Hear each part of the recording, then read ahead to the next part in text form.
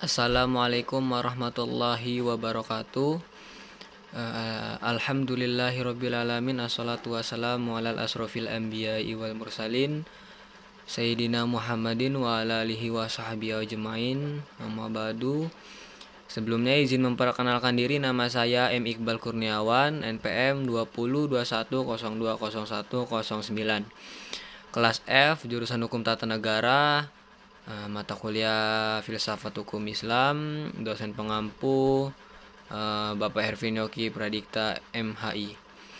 Di sini saya akan mempresentasikan pertemuan yang ke-9, yaitu yang berjudul Metodologi Hukum Islam. Objek dan subjek hukum Islam. Hukum dalam konsep ilmu usul fikih dibagi dua macam, yaitu ada taklifi dan hukum wad'i.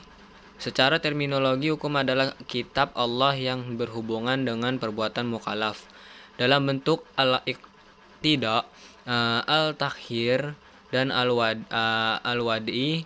Yang dimaksud dengan kitab dalam firman Allah Subhanahu wa taala yang berupa perintah-perintah atau larangan.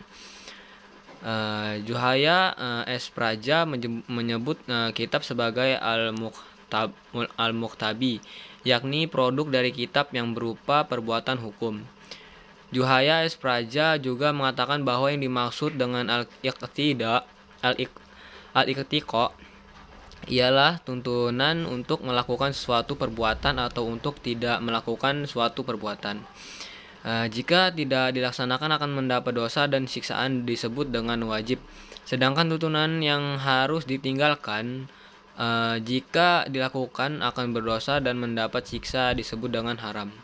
At-takhir ialah apabila hakim memberikan pilihan kepada mukallaf untuk melakukan suatu perbuatan atau tidak melakukannya, yang disebut dengan al-ibahah. Perbuatannya disebut dengan mubah. Ada beberapa hukum taklifi, yaitu yang pertama ada ijab, yaitu firman yang menuntut suatu perbuatan dengan tuntutan yang pasti. Yang kedua ada nab, yaitu firman yang menuntut suatu perbuatan dengan tuntutan yang tidak pasti. Menurut ulama Hanafiyah, hukum taklifi dibagi menjadi 7, yaitu fardu, wajib, tahrim, karoha, tahrim, haroha, tanzih, nadab, dan ibahah. Menurut ulama Hanafiyah juga, jika suatu perintah didasarkan pada dalil yang pasti seperti Al-Quran dan hadis mutawatir, perintah itu disebut dengan perintah fardu. Akan tetapi jika perintah itu berdasarkan pada dalil yang zoni, perintah itu dinamakan wajib. Demikian pula halnya dengan larangan, jika larangan itu didasarkan pada dalil yang qat'i disebut haram. Sebaliknya, jika larangan itu didasarkan pada dalil yang zonni, maka tergolong pada hukum makruh. 5 atau 7 jenis hukum tersebut dinamakan dengan taklifiyah, yang artinya tuntutan atau memberi beban. Taklifi disebut pula sebagai jenis perbuatan hukum. Hukum wad'i ialah firman Allah yang menjadikan sesuatu sebagai sebab adanya yang lain, musabab atau sebagai syarat yang lain, masyrut atau sebagai penghalang, mani adanya yang lain. Hukum wad'i dibagi 3, yaitu yang pertama ada sebab, yang kedua ada syarat, yang ketiga ada mani.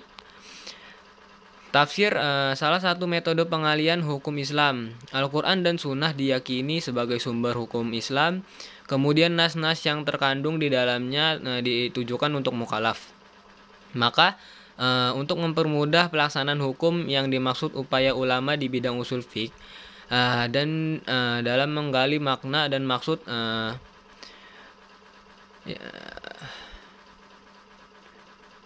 pelaksanaan hukum yang maka untuk mempermudah pelaksanaan hukum yang dimaksud upaya menggunakan pendekatan rasio dalam menggali makna dan maksud yang dikandung oleh kedua sumber hukum tersebut. Meskipun nas Al-Quran dan Sunnah telah muhkamah, campur tangan akal tidak dapat dielakkan. Al-Quran sebagai sumber hukum Islam. Ada kalanya ayat-ayat tersebut saling menafsirkan karena adanya munasabah al-ayah.